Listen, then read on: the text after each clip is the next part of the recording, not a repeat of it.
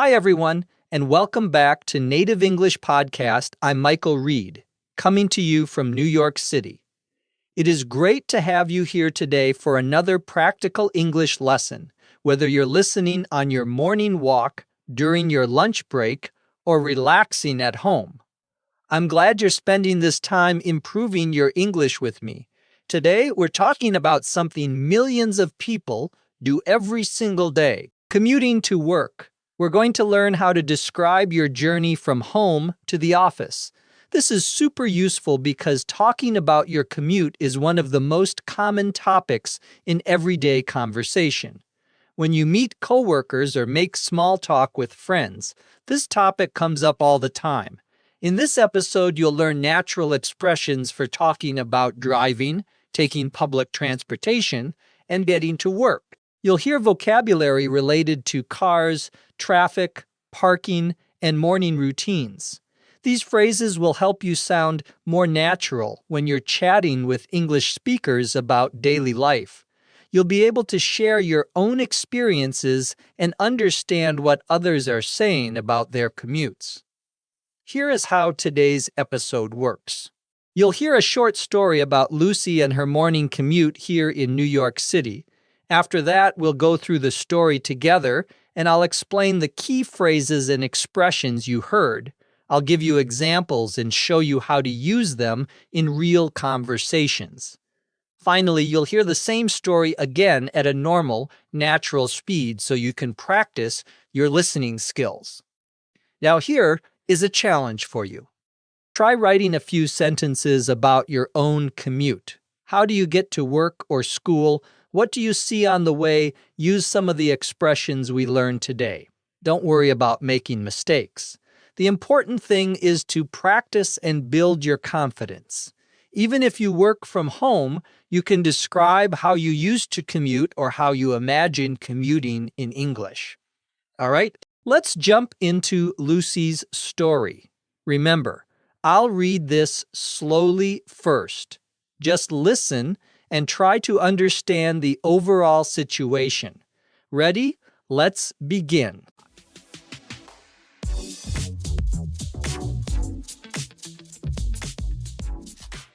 My alarm goes off at 6:30 in the morning. I reach over and hit the snooze button, but I know I can't stay in bed much longer. I have to get to the office by 8:30, and my commute takes about an hour. After I shower and get dressed, I grab my bag and head out the door. I walk down 3 flights of stairs from my apartment and step out onto the busy street. The city is already awake. I can hear car horns honking and people talking as they rush past me. I walk 2 blocks to the subway station. The morning air is cool and fresh. At the station, I swipe my Metro card at the turnstile and walk down to the platform. The subway is packed with commuters. Everyone is heading to work or school. When the train arrives, I squeeze into the crowded car and find a spot near the door. I hold onto the pole so I don't lose my balance when the train starts moving. The ride takes about 40 minutes. I usually listen to music or read the news on my phone. Sometimes I just watch the other passengers. There is always something interesting happening on the subway. At my stop, I get off the train and walk up the stairs to street level. It is just a 5-minute walk to my office building. I stop at a coffee shop on the corner and order my usual, a medium coffee with milk and sugar. The barista knows me by now. She smiles and says, "The usual." I nod and pay with my credit card. I arrive at my office building at 8:20. I walk through the lobby, swipe my security card at the entrance, and take the elevator to the 10th floor. When I get to my desk, I take off my coat, turn on my computer, and take a sip of my coffee. Another workday begins. My commute wasn't too bad today. No delays on the subway, and the weather was nice. I feel ready to start working. Okay, great. Now let's go through Lucy's story and look at some really useful expressions for talking about commuting and traveling to work. These are phrases you'll hear all the time in everyday English, and they'll help you describe your own daily routine. Let's start at the very beginning. Lucy mentions that she hits the snooze button. The snooze button is that button on your alarm that lets you sleep a little longer. When you hit snooze, the alarm stops for a few minutes, maybe 5 or 10 minutes, and then it rings again. Many people hit the snooze button 2 or 3 times before they finally get up. You might say, I hit the snooze button too many times this morning and I was late. Or, I never use the snooze button because I'm afraid I'll fall back asleep. This is a phrase almost everyone uses when talking about waking up. Then Lucy says she has to get to the office by 8:30. The phrase get to means to arrive at a place. We use this all the time when talking about arriving somewhere. I need to get to the airport by noon, or what time do you usually get to work? Notice we say get to the office, not arrive to the office. In casual conversation, get to is much more natural than arrive at. You can also say get there or get home. For example, I usually get home around 6 in the evening. Lucy also mentions that her commute takes about an hour. When we talk about how long something takes, we use this pattern, something takes plus a period of time. The bus ride takes 30 minutes, or the drive to the beach takes 2 hours. This is a very useful structure for talking about duration. You can also ask, how long does your commute take? This is one of the most common questions people ask when they're making small talk about work. After getting ready, Lucy says she heads out the door. To head out means to leave or to start going somewhere. It is very casual and natural. You might say, I'm heading out now, see you later. Or, we should head out soon if we want to arrive on time. I'm heading to the gym after work, or let's head to the restaurant.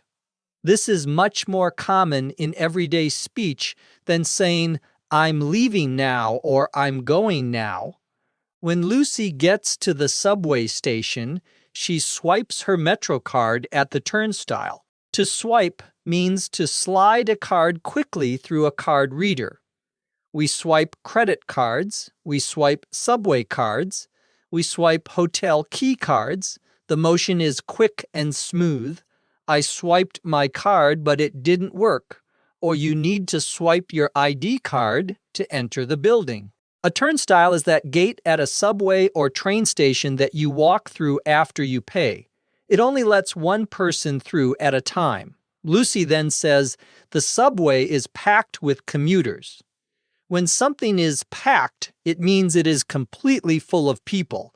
This is a very common word for describing crowded places. The restaurant was packed on Friday night, or the elevator was packed, so I took the stairs. We often use packed with to say what is filling the space. The stadium was packed with fans, or the store is always packed with shoppers during the holidays when you're describing a crowded subway, bus, or train. Packed is the perfect word in the story. Lucy mentions everyone is heading to work or school. Notice we use the phrase heading to again here, showing how natural and common it is, but also notice that we say heading to work, not heading to the work. We don't use the before work or school when we're talking about going there for their main purpose. I'm going to work. She is at school. He left for work early today. But if you're going to a workplace for a different reason, you might say, I'm going to the office to pick up my laptop, or I'm going to the school to meet my daughter's teacher. Lucy says she has to squeeze into the crowded car. To squeeze into something means to fit yourself into a small or tight space. When a train or bus is very full, you have to squeeze in. I squeezed into the last seat on the bus, or we all squeezed into the elevator, even though it was already full. This word gives you a really clear picture of a crowded situation. You can also squeeze through a crowd. I squeezed through the crowd to get to the front. Then Lucy mentions she holds onto the pole. To hold onto something means to grip it tightly so you don't fall or lose it. On a subway or bus, there are poles or handles that you hold onto for balance. Hold onto the railing when you go down the stairs, or I was holding onto my bag tightly because the train was so crowded. This is different from just hold, because hold onto emphasizes keeping a grip on something for safety or security. Lucy says she doesn't want to lose her balance when the train starts moving. To lose your balance means to become unsteady and almost fall. When you're standing on a moving train or bus, it is easy to lose your balance if you're not holding onto something. I lost my balance and fell on the ice, or she lost her balance and had to grab the wall. The opposite would be to keep your balance or maintain your balance. He kept his balance even though the boat was rocking. During her ride, Lucy sometimes watches the other passengers. A passenger is anyone who is traveling in a vehicle but not driving or controlling it. If you're on a bus, train, plane, or in someone else's car, you're a passenger. The bus can hold 50 passengers, or the plane had 200 passengers on board. The person driving is the driver, and everyone else is a passenger. When Lucy reaches her destination, she says she gets off the train. To get off means to exit or leave a vehicle. I got off the bus at Main Street, or where do you get off the subway? The opposite is get on. I get on the train at 42nd Street. These are essential phrases for talking about public transportation. You get on at one stop and you get off at another stop after leaving the subway. Lucy walks up the stairs to street level. Street level means the ground floor. Where the street is, subways are underground. So you have to go up to street level when you exit. The subway station has an elevator to street level, or the store is at street level, not in the basement. This term is used in cities to distinguish between underground areas and the surface.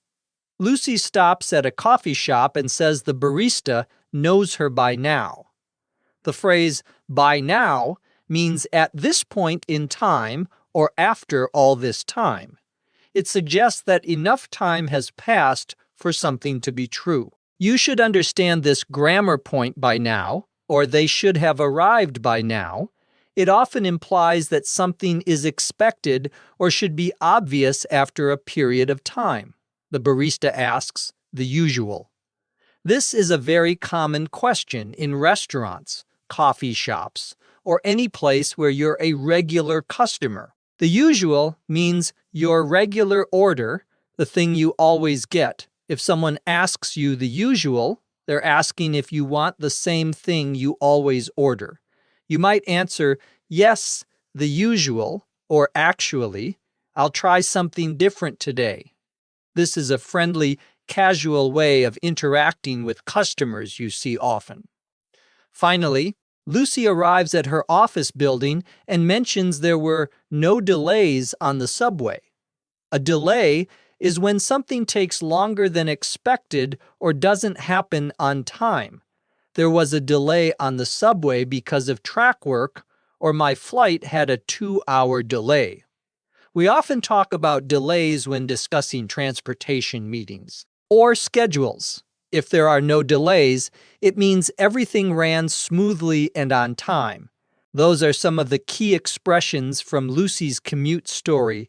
Practice using these phrases when you talk about your own daily routine, and you'll sound much more natural in English.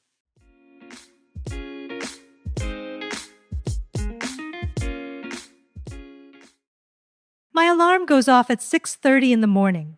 I reach over and hit the snooze button, but I know I can't stay in bed much longer. I have to get to the office by 8:30, and my commute takes about an hour. After I shower and get dressed, I grab my bag and head out the door. I walk down 3 flights of stairs from my apartment and step out onto the busy street. The city is already awake. I can hear car horns honking and people talking as they rush past me. I walk 2 blocks to the subway station. The morning air is cool and fresh. At the station, I swipe my Metro card at the turnstile and walk down to the platform. The subway is packed with commuters. Everyone is heading to work or school when the train arrives. I squeeze into the crowded car and find a spot near the door. I hold onto the pole so I don't lose my balance when the train starts moving. The ride takes about 40 minutes. I usually listen to music or read the news on my phone. Sometimes I just watch the other passengers. There's always something interesting happening on the subway. At my stop, I get off the train and walk up the stairs to street level. From the subway station, it is just a 5-minute walk to my office building. I stop at a coffee shop on the corner and order my usual, a medium coffee with milk and sugar. The barista knows me by now. She smiles and says, "The usual." I nod and pay with my credit card. I arrive at my office building at 8:20. I walk through the lobby, swipe my security card at the entrance, and take the elevator to the 10th floor. When I get to my desk, I take off my coat, turn on my computer, and take a sip of my coffee. Another workday begins. My commute wasn't too bad today. No delays on the subway, and the weather was nice. I feel ready to start working. And that is it for today's episode of Native English Podcast. We've learned so many useful expressions for talking about your commute to work. You heard phrases like, my alarm goes off, head out the door, packed with commuters, and get off the train. These are expressions you'll use all the time when you're describing your daily routine or making small talk with coworkers and friends. Remember, the best way to learn these phrases is to use them. Try describing your own commute using the vocabulary we learned today. Write it down, say it out loud, or tell a friend. The more you practice, the more natural these expressions will become. Don't be afraid to make mistakes. Every mistake is a chance to learn and improve. Thank you so much for joining me today. I hope you found this lesson helpful and practical. If you enjoyed this episode, come back for more. We have lots of great topics coming up that will help you speak English more confidently in everyday situations from New York City. I'm Michael Reed.